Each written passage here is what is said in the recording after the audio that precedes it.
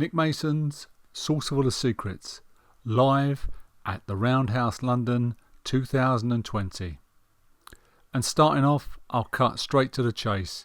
This is a great record, absolutely brilliant, and I just love it. A while back, Guy Pratt and Don Becken had toyed with the idea of somehow getting a band together and playing all the old Pink Floyd stuff from 1967 to 1972, pre-Dark Side of the Moon. They put the idea to Nick Mason, and he jumped at the opportunity of going back out on the road and playing live again, especially that period in Floyd's history which has been, I guess, rather ignored. They added in Lee Harris on guitar, formerly of the Blockheads, and Gary Kemp also on guitar.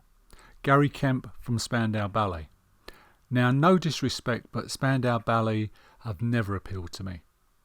But fair play to all the musicians involved here. They play brilliantly and they gel together brilliantly. One of the main reasons I love this concert is when you actually see the footage from the concert. You see the band are having such a great time and obviously love what they are doing. And the audience are right there with them. The band are quick to dispel any notion that this is just a tribute band, rather a reawakening of all those old Floyd songs. Personally, I've never been a fan of tribute acts. Yep, a lot of them are fine musicians and they do a great job and give a lot of entertainment. But for me, there's always something missing. It's probably up for argument, but can you label a band with one of the original members in it a tribute band? Guy Pratt has been a satellite member of the Floyd for many years, toured with them and played bass on several tracks, I think on the Division Bell.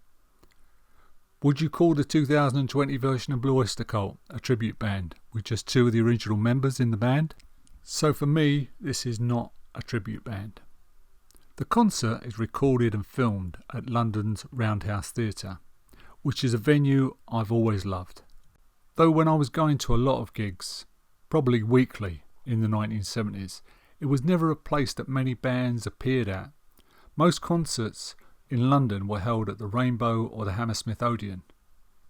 The best gig I ever saw at the Roundhouse was Patti Smith in 1976. She just blew the roof off the place. But I digress, and back to Nick Mason's Saucerful of Secrets. Highlights include the for many years unreleased Vegetable Man, which was at one point considered as Floyd's third single release. Here it's performed with an almost punk style, with some Johnny Rotten-like sneers on the vocals. See Emily play, with Gary Kemp leading the audience to accompany the band in the ah-oo parts. And as I listen to that guitar riff and Vegetable Man, I'm reminded how garage rock stroke punk Syd Barrett's guitar riffs really were. Fearless is just beautiful. Such an underrated song.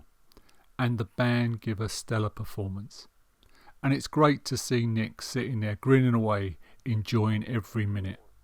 Also note the great bass lines from Guy Pratt on this. Green is the Colour is another highlight and features a lovely guitar solo from Gary Kemp. Obscured by Clouds is incredible, with magnificent keyboards from Don Becken, but great playing from all the band. This is a bunch of musicians seriously in the groove. Obscured melts into When You're In as the band ramp it up even further. Obscured by Clouds and When You're In were played together like this way back in Floyd's live shows in 1972, if I remember rightly.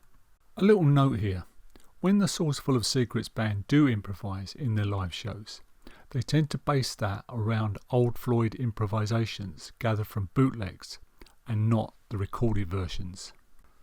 I'm surprised that the version of One of These Days included here didn't strip the paint off the walls of the Roundhouse. It's just mind-blowingly good. With Lee Harris on lap slide using what looks uncannily like a butter knife as a slide. And don't expect Nick to replicate his performance from Pompeii here. After all, he's 76 now. But his drumming is, as usual, just superb. Here, as it is, right through the record. He's one of the great rock drummers. But to be fair, there isn't a duff track here, and it's a brilliant recording of a band at the top of their game, with a deep love and reverence of the music and their audience. Personally, I'd love to hear them do The Gold It's in the and a few others, and you never know, they might just go on to work on some original music. A band this good, I can see that happening. So, thanks for listening, stay safe, and I'll see you guys in the next video.